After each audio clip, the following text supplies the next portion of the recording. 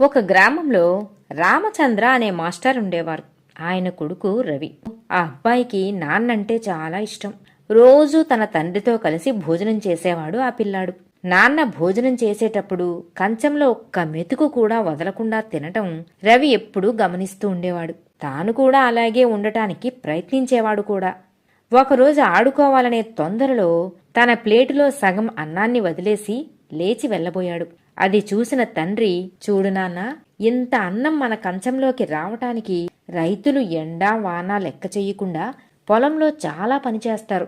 తర్వాత పంటను మోసే కూలీలు కూడా, చివరకు ఎంతో ఓపిగ్గా వండే మీ అమ్మ కూడా. వీళ్ళందరూ కష్టపడితేనే మన కంచంలోకి అన్నం వస్తుంది.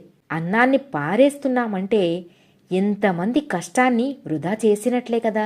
జర్మనీ, చైనా, ఫ్రాన్స్ లాంటి దేశాల్లో అన్నాన్ని వృధా చేస్తే జరిమానా వేస్తారు, తెలుసా నీకు అన్నాడు కొడుకుతో. మనం అన్నాన్ని పారేస్తున్నామంటే ఆకలితో ఉన్న మరొకరికి అందకుండా ఆ ఆహారాన్ని వృధా చేస్తున్నట్లే కదా. అందుకే మనకు ఎంత కావాలో అంతే వడ్డించుకోవాలి అని చెప్పాడు వాళ్ళ నాన్న. నాన్న మాటలు రవిని బాగా ఆలోచింపచేశాయి. తన తప్పు తెలుసుకున్నాడు రవి. తండ్రితో, సారీ నాన్న, నాకు ఇదంతా తెలియదు, ఇప్పుడు ఆహారం విలువ తెలిసొచ్చింది అంటూ తన కంచంలో ఉన్న మిగిలిన అన్నాన్ని మొత్తం తినేశాడు.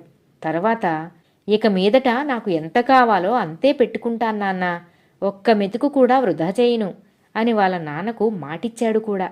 అలాగే స్కూల్లో తన ఫ్రెండ్స్కి కూడా ఇదే విషయాన్ని నేర్పించాడు రవి. మరి మనం కూడా ఆహారాన్ని వృధా చేయకూడదు కదా. ఎంత కావాలో అంతే వడ్డించుకుందాం.